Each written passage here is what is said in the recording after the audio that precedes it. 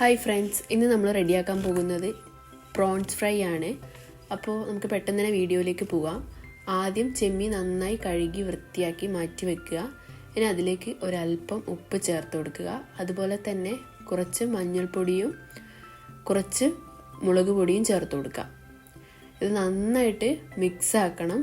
നമ്മുടെ കൈ ഉപയോഗിച്ച് തന്നെ മിക്സ് ആക്കണം. അപ്പോഴാണ് അതിൻ്റെതായ ഒരു ടേസ്റ്റ് കിട്ടത്തുള്ളൂ. അതിനുശേഷം ഒരല്പം വെള്ളം കൂടെ ചേർത്തിട്ട് നമുക്ക് നന്നായി മിക്സ് ചെയ്തെടുക്കാം. ഇനി ഇത് നമുക്കൊന്ന് ജസ്റ്റ് ഒന്ന് ചെമ്മീൻ വേവിച്ചെടുക്കണം. നമ്മൾ ഒഴിച്ചിരിക്കുന്ന വെള്ളം ഒന്ന് വറ്റി വരണം. അപ്പോഴാണ് ഇതിൻ്റെ ആ ഒരു പാകം കറക്റ്റ് ആവുക.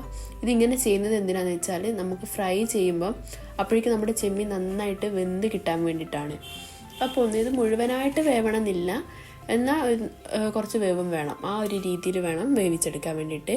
ഇപ്പോൾ ഇതുപോലെ വെള്ളമൊക്കെ വറ്റിച്ചെടുത്തു. അതിനുശേഷം നമ്മൾ അതേ ചീനച്ചട്ടിയിലേക്ക് ഒരല്പം എണ്ണയും കരിവേപ്പിലയും ഇട്ട് കൊടുക്കാം.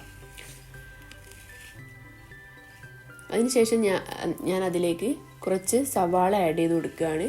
സവാള നീളത്തിൽ മുറിച്ചതാണ് കേട്ടോ, അങ്ങനെ മുറിക്കുന്നതാണ് നല്ലത്. ഇനി അതിലേക്ക് നമുക്കൊരല്പം ഉപ്പും കൂടെ ചേർത്ത് കൊടുക്കണം.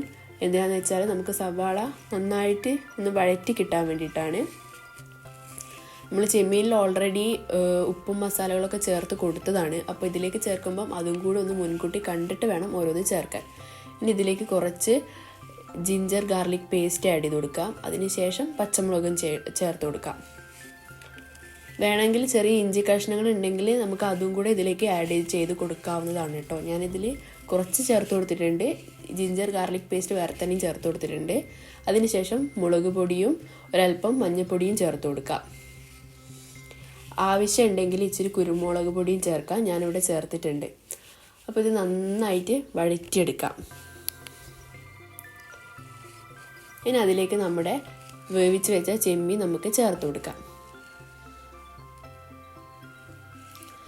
ഇനി ഇത് നമുക്ക് നന്നായിട്ട് മിക്സ് ചെയ്തെടുക്കാം.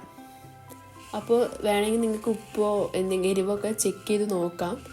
ഇപ്പോൾ ഞാൻ ചേർത്തിരിക്കുന്നതൊക്കെ കറക്റ്റായിട്ടാണ്. ഇനി ഇത് നമുക്കൊന്ന് അടച്ച് വെച്ച് വേവിക്കാം.